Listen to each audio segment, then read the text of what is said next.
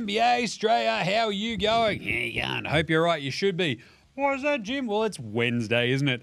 Hump Day, November 27, all day.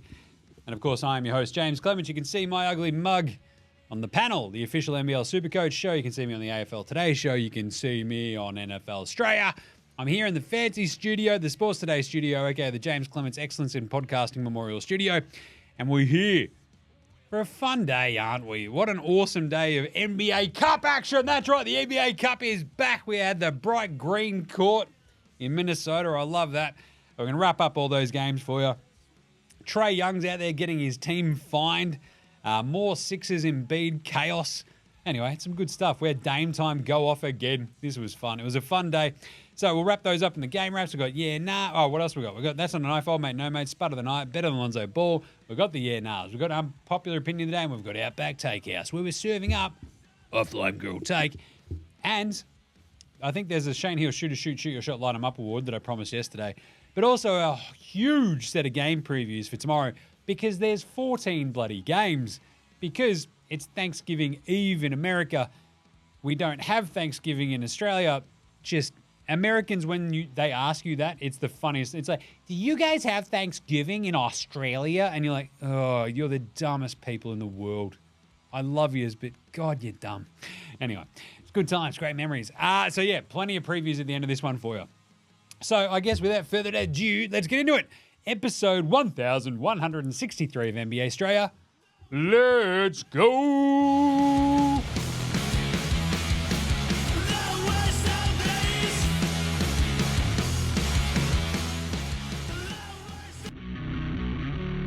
This is Josh Giddey. G'day, this is Andrew Gaze. This is Jack White. This is Joe Ingles. This is Dyson Daniels. This is Chris Anstey. This is Matthew Delvedova. This is Shane Hill. Hi, this is Ryan Brockhoff. This is Mitch Creek. This is Mick Kay. You're listening to NBA Australia. And you're listening to NBA Australia. And you're listening to NBA Straya. And you're listening to NBA Straya. You're listening to NBA Straya. And you're listening to NBA Straya. You're listening to NBA Australia. And you're listening to NBA Straya.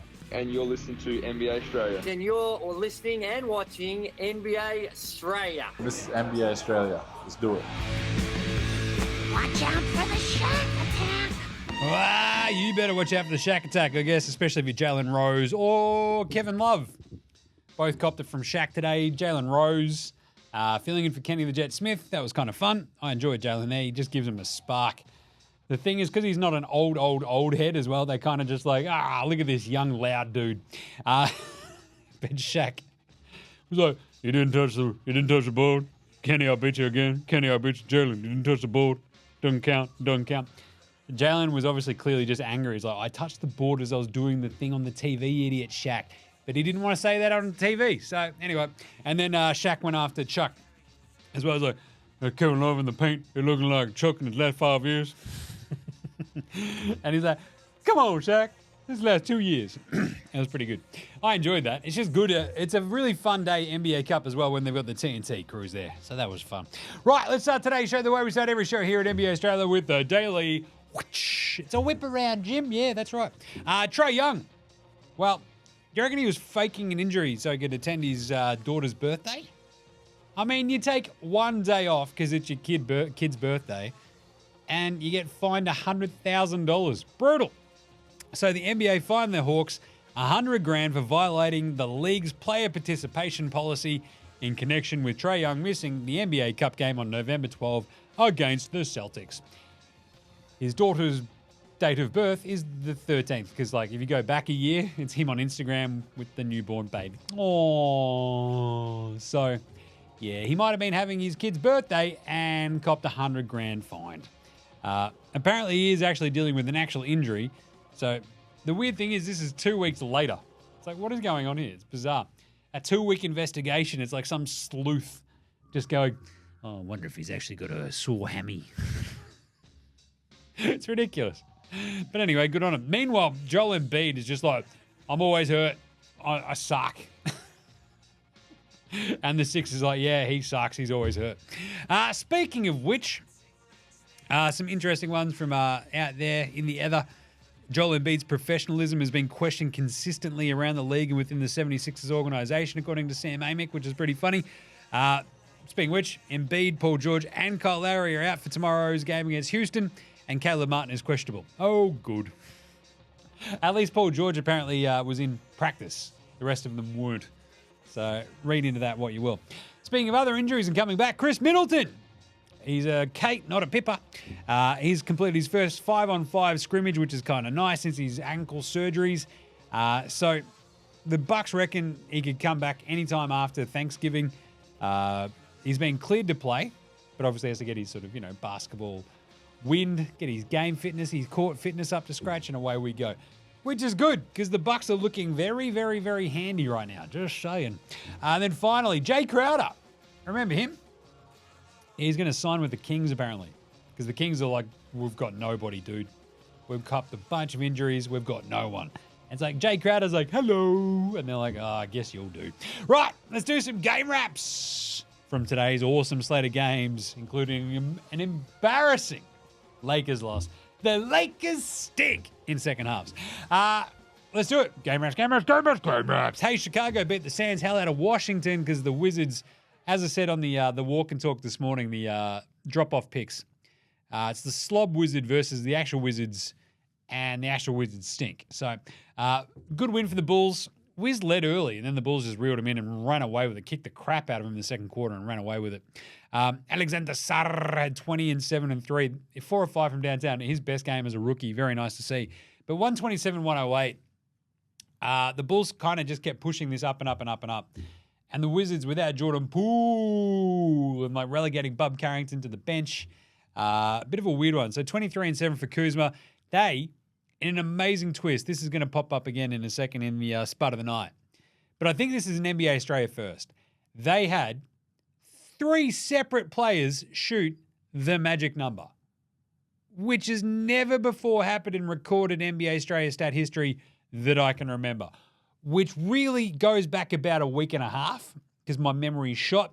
Geez, Jim, is it from all the boozing? Probably, but just saying. The Wizards are bad. Here we go. Kobe White, he was lacing threes. He went 5 and 9 from downtown. He had 21 and 8, 19 and 12 from Vooch as well. There was a minute there at the start when he was like taking threes and it just looked a little bit wonky and the Bulls were like, hang on, are we going to win this? He finally got closer and off they went. Levine had 18. Gids was handy, 11, 4 and 8. Smith and THT, his Dano, mate, weren't too bad off the bench either. That's a good win for Chicago. They needed a settler. They're 8 and 11. The Wizards are horrible. They're 2 and 14. We just did the power rankings. They almost deserve their own tier of utter butt. But they don't because the Sixers are that bad. Hey, Milwaukee won an awesome game against Miami. This game was awesome. No Giannis, no Middleton, no worries. Because Dame Lillard went, hey, let me pass this ball to AJ Green real quick. And he'll save us. Seriously, they weren't in this game. If it weren't for Dame Lillard, they led because of him in the first half. He had 25 points in the first half, which was the amount of free throws that the Heat had, which was insane. But they blew a 22-point lead, did the Bucks, but they pulled it out at the end because AJ Green hit 2 massive back-to-back threes, like with a couple of minutes to go, that saved their skin, and they just skated through by the skin of their teeth. And at the end of it, Terry Rozier, with 0.3 seconds left on the clock, dribbled and took a shot. It's like, Terry, you understand 0.4 of a second is when you can catch and shoot, let alone dribble the ball and walk into a 3, you big dumb idiot. Like, what are you doing? He also had a really good game for the first time basically all season, but still. Jimmy Butler, 23, 4 and 5. Very good for Miami again. With no Giannis, so he was out with his knee. He was like very, very questionable going into this. They're like, maybe. And then he sort of ended up sitting. But Butts, it's one of those Butts games where he like sort of controls a lot of it, but doesn't go over the top. Whereas Dame went over the top. It's like a bloody Stallone movie. Let's do it. Hero, there goes my hero. 18, 5 and 5. Awesome at the end, but not quite enough. Rose, bang. 17 off the bench.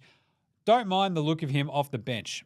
It was pretty good. They start Hayward Highsmith. They've got Duncan Robinson as well. Better balance for the Heat, I reckon. But still, Milwaukee, they go 20 of 42 from downtown. Dame hit 8 of them. He ends up with 37 and 12. He's going to pop up again in a second. AJ Green hit 3 of 7 from 3. Those back-to-back threes were massive. Lopez was very handy with 13. Taurine the Red Bull Prince with 10. Paddy Connaughton with 10. The Bucks are now 9-9. What a world. I mean, it was like 2 weeks ago we're trading Giannis. It's like it's all over, blow it up. Now they're 9-9 and they're probably going to like end up third in the East. Miami is 7-8. And they are just the most shrugged team in the world. Houston, Minnesota played an awesome game, 117. The Rockets beat the Wolves 111 in overtime.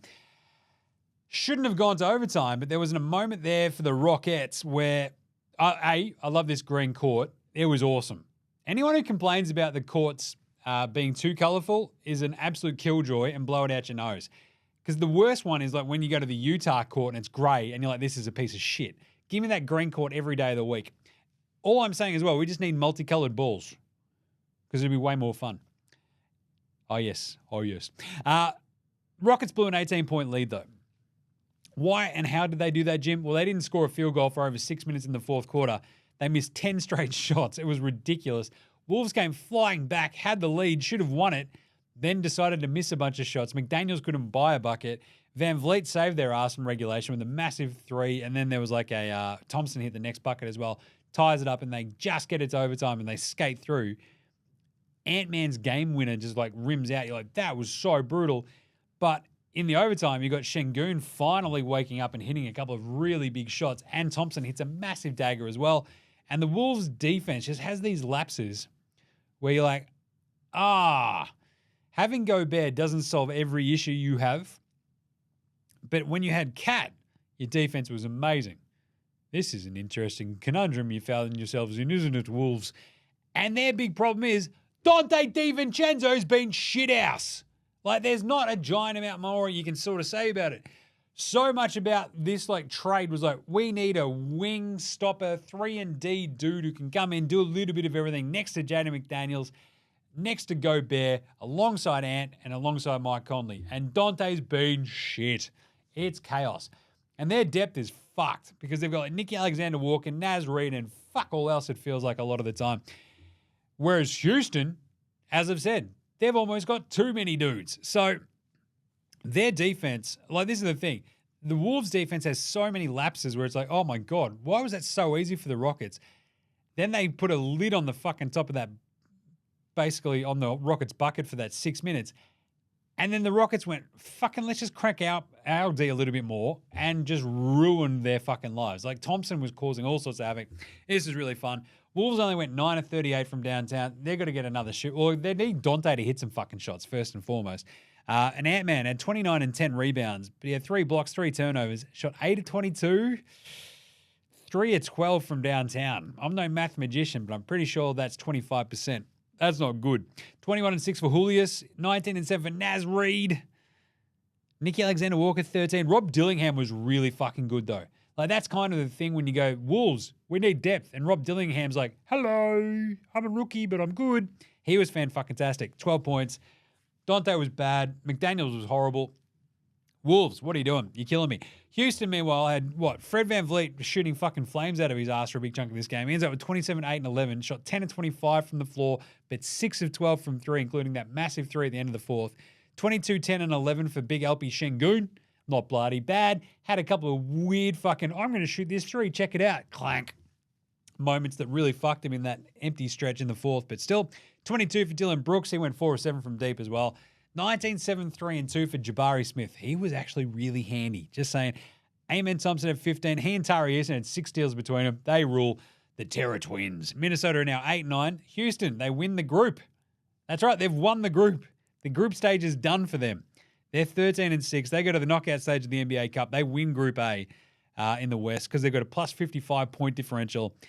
They're basically going to host a quarterfinal as well on December 10 or 11. So they do have to make sure they win their last group stage game to be sure. So there you go. Good stuff, Houston. What the hell, Wolves? You're just killing me. Last 2 games, San Antonio 128, Utah 115. This is a close game early. Then the Spurs went, what are we doing? This is just ridiculous. The Jazz just blew this one. They're up. Spurs just reeled them in, kept them at arm's length the rest of the way, and Wemby just dominated. Stephon Castle was awesome. Keontae George was good for the Jazz. He had 26 and 5, but with 6 turnovers. Classic Keontae. 6 to 12 from deep, though. 20 and 13 for John Collins. That's a tall cocktail. Larry Markin with 14 and 8. He left with a bung knee late, which is a bit of a bummer. 20 for the sex man, but the Spurs went 18 of 48 from 3. 34, 7 and 2 with 3 blocks for Wemby. 6 of 14 from 3 for the big Frenchman. Not bloody bad. 23 and 5, though, for Stephon Castle. He's awesome. I love him. Champagne chucked in 15 as well. Very handy across the board for the Spurs. They're now 9 and 8 and maybe just good. Utah are 4 and 12 and they stink. And then finally, the Lakers stink. Oh, God. Especially in second halves, don't they? What is going on in Lakerland? They blow absolute chunks against the Suns in the second half of this game. To the point where they got outscored 40 to 67. I don't know about you, but if you get outscored by 27 points in the second half, you're probably going to lose. Oh, that's right, 127-100. Because, is that right? Yeah, 40 to, geez. Yeah, 67. That is brutal. They got straight killed. The Lakers have been cruising. They were right in this game, and then they were definitely not. So, a bit of a weird one. Hang on a second. That's more, actually. Yeah. That would be 65 points they scored in the second. 40 to, yeah, Jesus. God damn. Absolutely brutal. But still, Suns, this was a really handy win. They get KD and, Beal back. Beal was really good. He had 23. KD was good. He had 23. And Booker was fucking fantastic. He had 26 points and 10 assists. He went 10 of 17 from the floor. And there's this moment in the third quarter, they're like, oh, is this game close? Sweet. It isn't anymore. We've just ripped off a 20-6 run and taken complete control of the game. And the Lakers are just like, what do we do? Austin Reeves, can you hit a shot? And he's like, no. They're like, hey, D'Lo, do you want to do something? He's like, no. They're like, Cam Reddish? No. Like, it was just, Rui Hachimura is like taking transition threes, just boneheaded decisions like that. So AD finishes with 25, 15, and 5. Really, really good. And then just nothing in the last bit. 18, 8, and 10 for LeBron James. 15 on 6 of 12 shooting, 2 of 6 from downtown from Austin Reeves. 16 for D'Lo, but he shot 5 of 13 and 1 of 6 from 3. And nothing else. This Lakers team have been sort of teetering on this edge. Their defense stinks. And there doesn't really seem to be a quick fix. Like Jackson Hayes is out there spudding it up. You've got Gabe Vincent not being able to be just the dead-eye knockdown shooter that they need him to be. Dalton Connect went 2 of 7 for his 7 points. He's a rookie. He's not going to save you. And they were just bad. They went 8 of 34 from 3. They just, what is that? What the hell was that? It was just brutal. The Suns, meanwhile, they got Grayson Allen with 10 points, a plus 11, hit a couple of threes. He had Royce O'Neal chuck in 3 threes. And between Beal, KD, and Devin Booker, they hit 9 threes between the 3 of them. 9 threes is more than the entire Lakers team hit. So great job by the Suns. They're awesome. They're 10 and 7. Great bounce back to get you 2 dudes back. And I tipped the Lakers on yesterday's show and this morning. And I loved it because, reincorporating Brad Beal and KD back into what you do. Yes, they're really, really, really, really good. But the Lakers would have been smarting from that loss the other day. And then they just got absolutely walloped again in the second half. So the biggest thing is defensive focus and not having actually any plus defenders basically around Anthony Davis, including LeBron James at this point because he's 40. Geez, do you think that will impact their defense, Jim? Yeah. Can we fire that up? Ring a ding ding ding. Oh, duh. If you don't have good defensive players, your defense is going to be, what's that? Shithouse. That's right. And it stunk. The Lakers stink. They're 10 and 7, same as the Suns. All right. Let's do an NBA Straya pre-performance of the night. That's not a knife. That's a knife. Dame time. This was awesome. So as I mentioned, no Giannis, no Middleton. And Dame went, boys, jump on my back. I'm going to score 25 in the first half. Check it out. He ends up with 37 points, 12 assists, a steal and a block, 10 of 17 from the floor, with everybody on Miami keyed into him, 8 of 13 from downtown.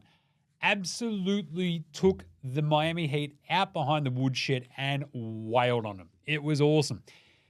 This is also, as I've sort of pointed out a couple of times, this is 100% the Dame audition tape, isn't it? He's like, hey, guys, you should probably still trade for me if Milwaukee want to. Like, that's kind of the vibe, right? It's like, Milwaukee coming in town. Hey, we're going to play in Miami. Dame's like, yeah, I'll fucking show them what they could trade for. Just saying. I fucking hate Milwaukee. How's Dame as well? He's like, he thought he was going to Miami. He's lived all this time in Portland, fucking cold-ass Pacific Northwest bullshit. He's like, I'm going to Miami, bitch. Yeah. Fuck, what am I doing in Wisconsin? Like, that is... We'll talk about a kick in the dick. That is a massive one. I think it's a bit underappreciated. Just how, like, pissy you would be if that had happened to you, right? You know, you're like Miami, South Beach. It'll be warm all the time. It's going to be fucking great. Milwaukee. It's a bunch of fat white people who like drinking beers and it snows. This is fucked. He's like, I just left Portland. Tough one. Anyway, honorable mention's got to go to Devin Booker. He was really, really good. Wemby with the 34 and 7. Fred VanVleet, of course, and Şengün with the triple-double. But, yeah, Dame just going mano a mano up against Miami. Love that. How about Spud of the Night? Spud, Spud, Spud, Spud, Spud, Spud, Spud, Spud, Spud, Spud, Spud, it is Spud of the Night. Oh, we had some Spuds, didn't we? Jaden McDaniels, 4 of 16 today. To go up with, like, Dante DiVincenzo. 1 of 5 shooting in 21 minutes for Dante. 3 points. He got benched from the 7:20 mark of the third quarter. He's been horrible. He's shooting 35% for the season. He's been absolutely stinky. Jaden McDaniels did not help matters by going 1 of 8 from 3 and 4 of 16 overall. But wow, it was a not a great Dante DiVincenzo sort of day.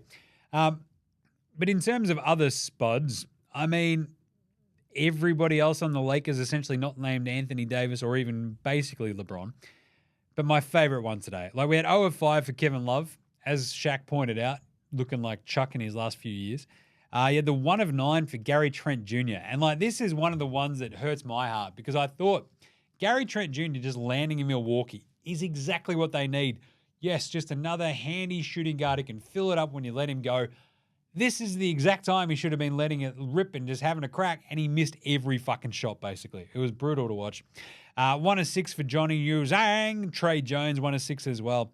But I would very much like to thank, as I mentioned, this has never probably happened before, I think, in NBA Straya history, but we had 2 starters and a bench player on the same team in the same game go and shoot. Yeah! Woo! They shot 311! That's right. Thank you very much, Bilal Coulibaly, Kaishan George, and Corey Kispert from the Washington Wizards. You all shot 311, and you are all separately my heroes for that. How about Old Mate No Mates? Old mate, no mate. Old mate, no Old mate, no Old mate. mate, no Old mate, no mate. Old mate, no mate. Old mate, no mate. Who's got no mates today? Probably Jamal Murray. So at the end of yesterday's show, we finally, got the show up, and then it's like, oh, Jamal Murray fronted the press after the Nuggets got their heads kicked in by the Knicks. And he's like, it's a long season. Guys have lives outside of basketball. We just beat LA in LA. We've got some guys who live in LA, so stayed in LA. I don't think the focus is there from everybody, and that's what happens when you don't have the focus. Hang on. Wait. Jamal. So Jamal Murray was like, yeah, guys have lives outside of basketball, Jamal, you were playing a fucking basketball game. I don't care if they've got lives outside of basketball. They're playing basketball, and they were shit. What? What? What are you doing? Like, if I rocked up to this job, basically stood in front of this camera and took a dump on the table instead of doing the show, it's like, well, Jim's got a life outside of basketball. He's got to run off. It's like, yeah, but he didn't have to take a shit on camera, right? Come on, man. Like, that was fucking horrible. This is also a guy who did fuck off in between games to go to a fucking UFC fight night in New York and then fly back to the next day to play a game and spud it the fuck up. And we also know that, talk about lives outside of basketball. We've all seen the video, Jamal. We all know that you're living all right. That's fine. That's fine. Like, good on you. But still, coughs loudly and leaked video. But my biggest thing is Jamal Murray should be the last fucking person on the Denver Nuggets to be pointing any sort of fingers, right? And that's what he's doing. He's basically going, hey, everybody in this fucking team, we all know who lives in LA and who did not fucking show up and gave a half-assed effort. He did come out and say afterwards, like, oh, look, I stayed in LA as well. We all did. I'm just saying, it's all on all of us. It's like, yeah, we fucking know. You're pointing fingers at the dudes who lived in LA who did the no-show. You fucked up. But if you are going to shit on anybody on this Denver Nuggets for a lack of consistency, you're right fucking there, Jamal. Like, Jamal Murray is shooting 40% for the season, 33% from three. And if you want 2 good games out of Jamal Murray in a row, guess what? You're shit out of fucking luck, pal. Because his entire fucking season, 12-point game, 22-point game. 17-point game where he can't hit a fucking shot, 24-point game. 6-point game, 28-point game. 18, 16, 13, 27, 14, 14, 20. That's his entire year. Mate, fucking shush. That isn't all mate, no mates of any way. Yes, you've won a title, but you get back on that bus after delivering that press conference. Everybody on that fucking team is like, bro, are you fucking serious? How about you have 2 good games in a row just once this year? Just once. That'd be handy. And he's like, nah, man, like, so it's these guys who stayed in LA lost their focus. Shut the fuck up, man. That is brutal. Pantsing of the night. We had a great pantsing. Şengün got by Rudy Gobert. Zestafel Tower on an attempted game-winning layup that would have put them ahead. I mean, it wouldn't have maybe won the game because there was still plenty of time left, like 17 seconds or whatever. But yeah, talk about a pantsing. Gobert just swatted it. It's like, get the fuck out of here. And of course, the big other pantsing of the night was, what was it? I think it was on Inside the NBA. They're like, yeah, don't play that Kendrick up here. You're going to get our asses sued, which is very funny. When you've got Inside the NBA also dunking on you, Drake, you're done fucked up, you dummy. Oh, everybody was inflating the numbers about how good. If somebody wrote a song about how shit I was, I wouldn't then go, sir. The really popular song that someone wrote about me being a fucking idiot is really popular because of fake people liking it. It's like, nah, I think you're just kind of proving our point. You're a fucking idiot, Jim. I'm like, yeah, got me. Shit house. Good stuff. All right, finally, better than Bronny James / Lonzo Ball. Lonzo was the best player in high school. He was the best player in college. You think he'll get to the pros and be like, I made it to the pros, now I can be average. He's coming for everybody. Coming for everybody. We've got 3 really good ones today. Stephon Castle, as I mentioned, he is an absolute weapon. Here's my pick for Rookie of the Year. I fucking love him. He was really, he doesn't even look or play like a rookie. I think I said in the power rankings that we shot, he gets to go to the Chris Paul Academy for point guarding, and he's fucking learning at an incredible, just wunderkind kind of rate. Like, it's ridiculous how good he's been already. And it's like week 5 of the season or whatever the fuck. Like, he had 23 and 5 today. It looked unreal. He was playing the Jazz, who, the next time they play defense might be the first time this season. But Jesus! Amen Thompson had 15 and 8 today. He shot 6 and 9. Nice. With 4 steals and 3 blocks. You're taking the piss, Amen Thompson. He is absolutely unreal. And, in the overtime, the Rockets couldn't score. He nails a massive corner 3. Boom, got the Rockets going. And they did not look back. He was absolutely fantastic. And Rob Dillingham, mentioned him as well in that Wolves game. He was fucking fantastic. 12 points, 7 assists, 5 rebounds, a plus 26 in a game they lost by 6. He's unreal. He is a spark plug. I love that. So 24 minutes off the bench without Mike Conley there. 5 of 13 from the field, 2 of 5 from 3. Rob Dillingham, Stephon Castle, a couple of really good rookies there, and Amen Thompson, all better than Bronny James. But also, hey, Lonzo will be back hopefully this week, which is kind of neat. Just saying. All right, let's do some yeah-nahs right after this. This is Cam Glidden. This is Anthony Drimmick. This is Mitch McCarron. This is Jason Kadee. This is Daryl McDonald. Hey guys, this is Hugh Greenwood. Yo, what's going on? This is Illy. This is Mark Worthington, or commonly known as Wortho, and you're listening to NBA Straya. You listen to NBA Straya. And you're listening to NBA Straya. And you're listening to NBA And you're listening to NBA Straya. You're listening to NBA Straya. And you're listening to NBA Straya. You're listening to NBA Straya.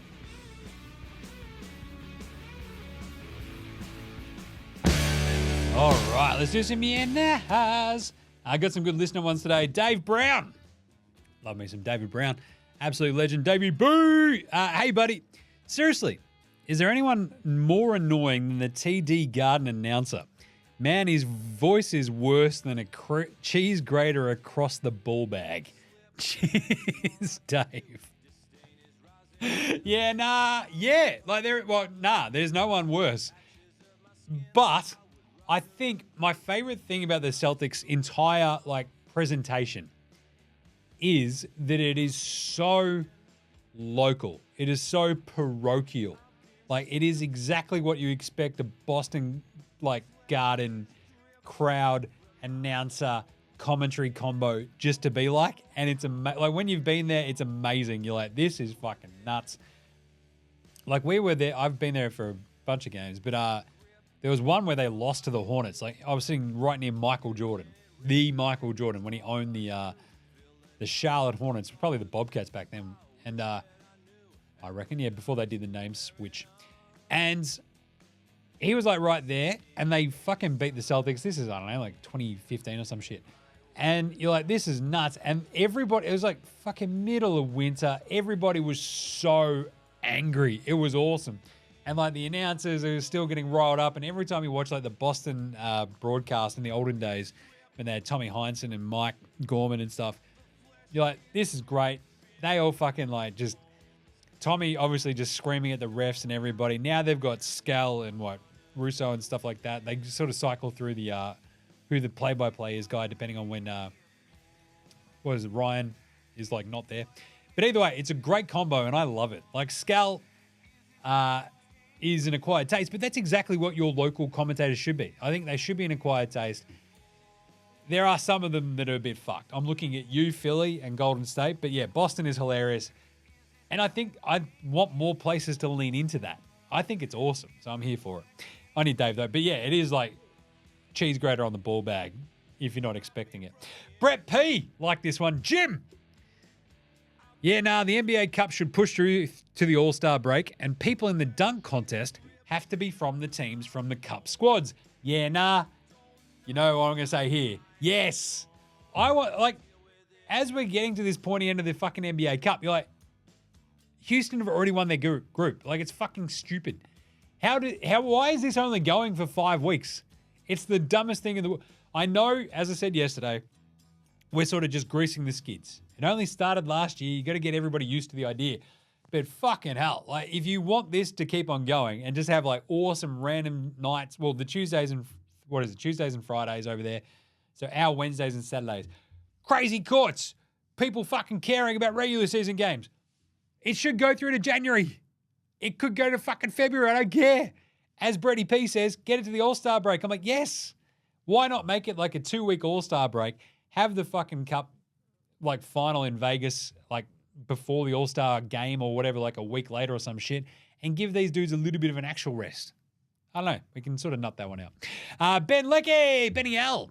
Love this one. After all the Nets coaching problems, they have to be stoked with Jordy Fernandez. Yeah.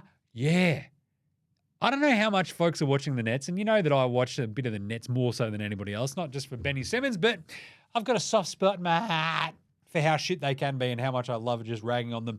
But when you watch a team up close for 6 fucking straight years like I did living there, even though I'm not a Nets fan, I am a Seattle Supersonics fan forever. You sort of get to appreciate the dumb fuckery that they've gone through. That's why I love Kenny Atkinson. It's why I love Karis LeVert. It's why I love Go the Fro Jared Allen. They were building something, and then Kyrie and fucking KD blew it up and fucked it completely. So, after the Steve Nash fuckery, all the other dumb shit they went and did with their coaching stuff, Jordy Fernandez is a real one. That dude rules. He's really good, and they play fucking hard for him. And I'm like, Brooklyn, you're meant to be tanking. What are you doing? And he's like, not on my watch. I'm like, Jody, I'm called Rudy Fernandez. Jody Fernandez. He's awesome. And love this one. Robbie T. This is a combination unpopular opinion of the day / Now look at me, please. Look at me. Look at me. Look at me. I like this one from Robbie T. So he chucked this one out. Jim, had a different concept for the All-Star game to get your thoughts on. 2 teams, USA versus the world. Each member of the winning team gets $1 million that they can donate to a charity of their choosing. Most All-Stars obviously make a truckload of money anyway. No doubt the world team will have a different mindset to the USA. Not caring about the way you play in the All-Star game could correlate to not caring about your charity, and it becomes a way to promote different charities worldwide and promote the NBA as giving back. Yeah, I fucking love this. And it blows my mind that the NBA went to this dumb fuck pickup basketball. We'll have 4 teams play, and then they'll play to semifinals, and the winners will play to 25, and like everybody's already tuned out. You go All-Star game, USA versus the world, everybody's like, fucking sick. You mean all the best players from the world against the best players from Team USA? Oh, I get it. And they're all the best players. You're like, oh, that's an easy fucking concept. I love it. And I love the $1 million as well, because I think the $1 million to charity is also cool. The thing is, and I think what Robbie T is actually really nicely hit on here is, did you want a way to grow the fucking game even more globally? It's right fucking there. You're suddenly donating like $12 million around the globe if the world team wins. Like, holy fucking shit. You can't tell me that like all of Slovenia is just not like on tenterhooks for the entirety of that All-Star game watching like Luka go hammer and tongs. Like, does Kyrie make $1 million for Australian basketball charities if he makes for like Team World? You know that he put his fucking hand up. I'm just saying. Like, this is awesome. Dyson Daniels, All-Star on Team World, ? Let's do it. Like, Serbia, they'd be like, yes, Nikola Jokic, let's fucking go. Greece is like, we just solved our fucking GDP problem because Giannis got us $1 million. Like, we're refloating the euro because of this. Like, it is awesome. I love the Team USA versus Team World concept for the All-Star team, All-Star game, and it blows my fucking mind that they've gone some dumb fuck. Have to explain it 3 different times to get it through people's dumb, thick brains like me, to get the idea behind it like proper and sorted. But rather than just going the low-hanging fruit of, oh yeah, World versus USA, that's a fucking awesome idea. What are you doing, you idiots? That's a good one, Robbie T. I love that one. And then finally, let's do a bit of an Outback Takehouse. It's Wednesday at Outback. You know what that means? Well, had to take the squids and their cousins to school this morning. So we all had to pile into the car. It was like a scene out of Mad Max. And what made it even more like a scene out of Mad Max is that I gave them all spears and some cudgels. And then we set some shit on fire and we hunted down a koala. Because the only way to eat a koala is a slow roast. You chuck her on the spit, you slow roast that bad boy for 8 hours, and then it becomes your Wednesday special. Only at Outback. Slow roasted koala. Brought to you by 4 small children who have hunted and killed it. Only at Outback. And today's Flame Grilled Take is, Dame Lillard just proved that the Bucks are better without Giannis and Chris Middleton. So should Milwaukee trade both of them?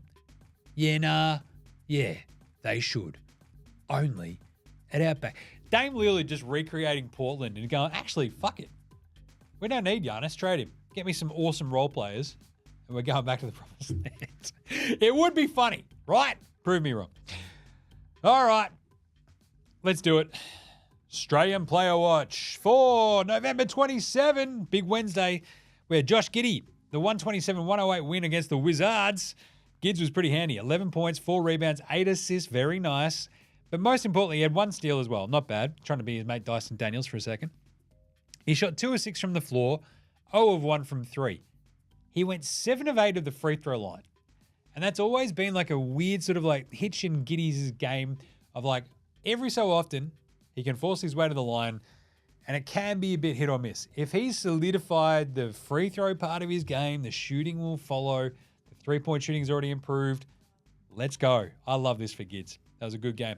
Jingling Joe Ingles. So the Wolves took on the Rockets. So that's 3 Aussies. You got Jingles.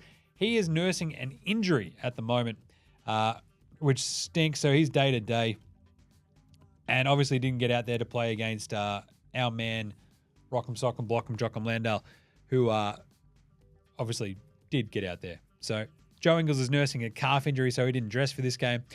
Whereas Jock Landale got out there for 11 minutes. He had 3 points. He went 1 of 3 from the floor, 1 of 2 at the free throw line, 1 rebound, 1 assist, 1 steal, 2 turnovers. Still, they got the big win over Minnesota. Not bad, Jock. Good on you. And Jack McVeigh, the Unabomber, did not play coach's decision.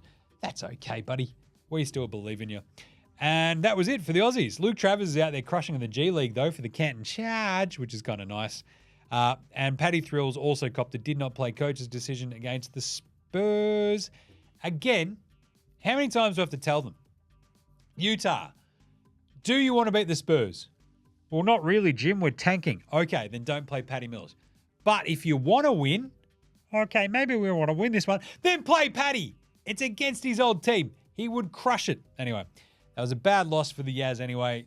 They're all bad losses for the Yaz. You should be playing our man Patty. Just saying. All right, how about a bit of a Shane Hill shoot your shot, light 'em up award. I absolutely love this. I mentioned this the other day. The Charlotte Hornets, if you want a Shane Hill shoot your shot, light 'em up award, I don't think we've got the drop for this. Should we have a look? Maybe. Jim, are you just going to start pressing buttons? Oh, maybe. Maybe I will. Let's see what this one does. Jim, just don't press it. Nah, that's just the drop. The Shane Hill shoot your shot, light 'em up award, though, we'll give that to Brandon Spindles-Miller and LaMelo Ball, because they are currently going, hey, what's that? A 3-point line? Geez, it'd be a real shame if someone took a shot from there.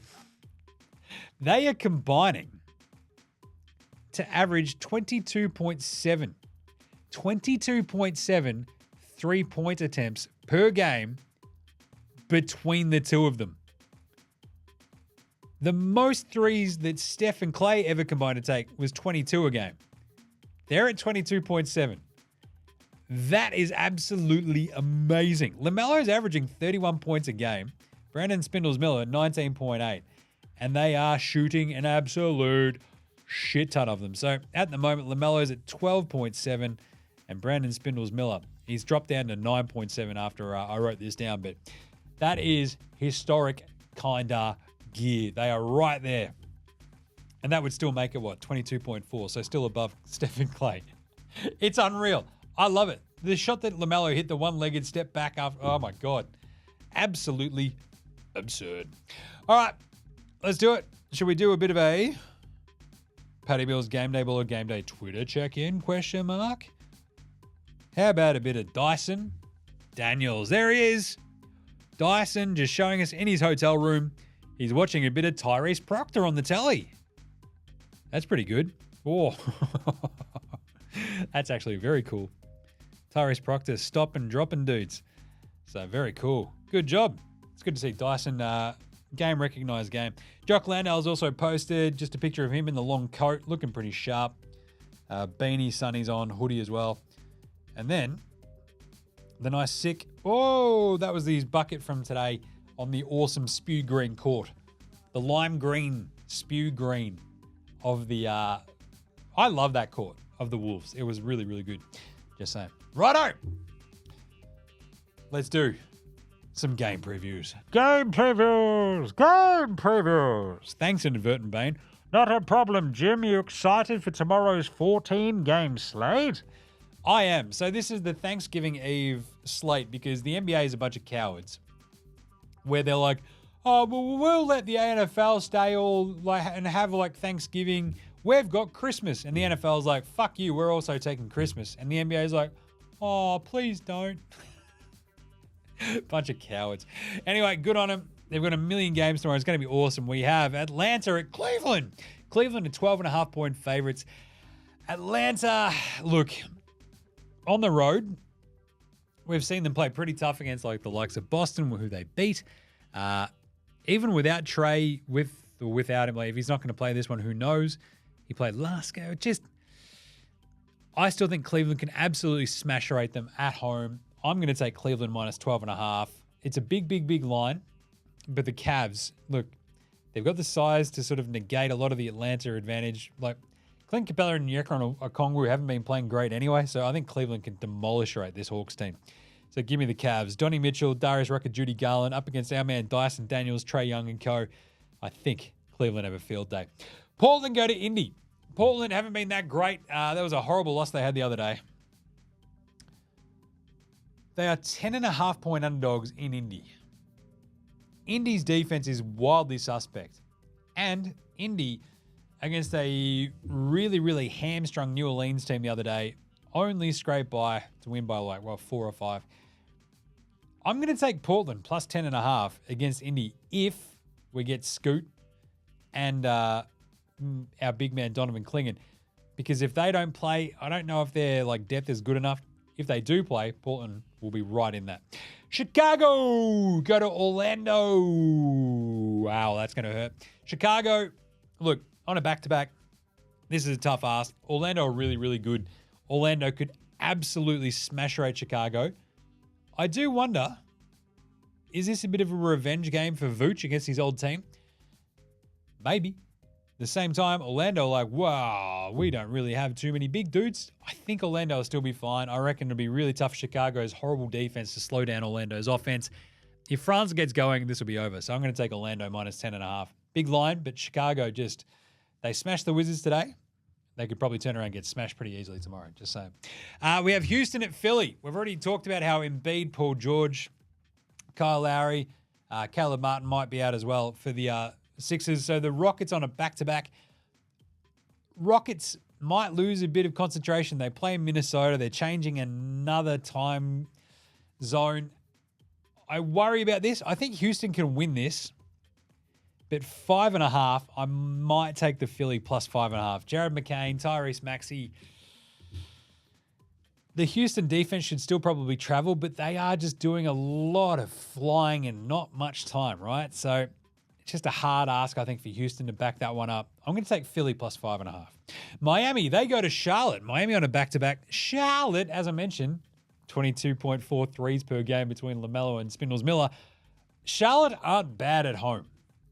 They're not good, but they're also not bad. You know what I'm saying? Charlotte, they are 6-11. And,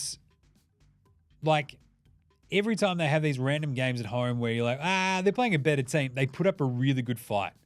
They're 5-4 at home. That's not bad. They're horrible on the road. They're 1-7. So, I'm going to take Charlotte plus 3.5 against the Miami Heat. I think Charlotte will put up a fight. It's going to be hard for Miami's offense to keep up with this chaos Charlotte engine at home. Charlotte are handy. Let's go Charlotte plus 3.5. This one's tricky. The Clippers, who just got their heads kicked in by the Boston Celtics the other day, take on Washington, who got their heads kicked in today by Chicago. The Clippers are 10.5-point favorites on the road. I think the Clippers' loss in Boston was just a big blip against a really, really, really good team, where the Clippers had played a lot of games in a short amount of time. I think they can turn around and beat the Sands hell out of Washington because they are very bad. It's a tricky one, though.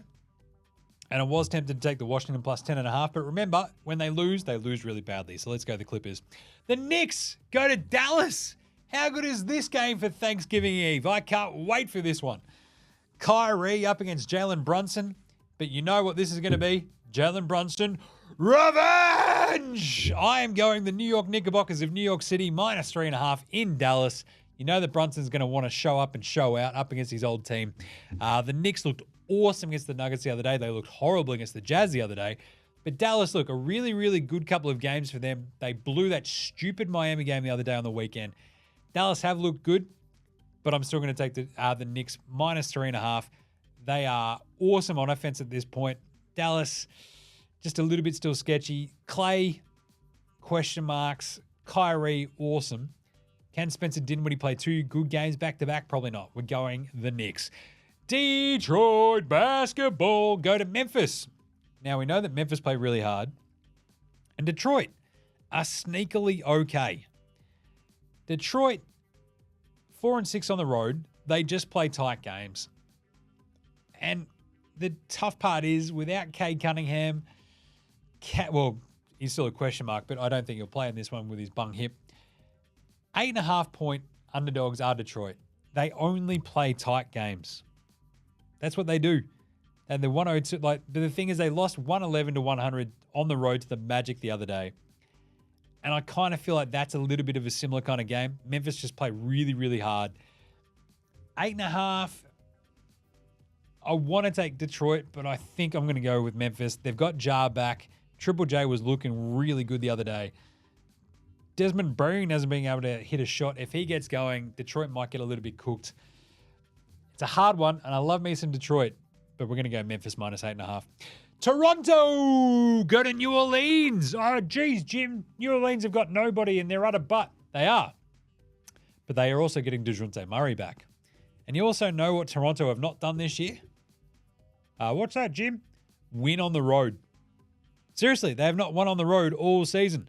The Toronto Raptors are 0-10 on the road so far this year. I believe it will be 0-11 tomorrow because I believe the Pelicans, with DeJounte Murray back, CJ McCollum back, Hawkins is back. I think not Herb. Who else have they got out there? Somebody else came back for them as well.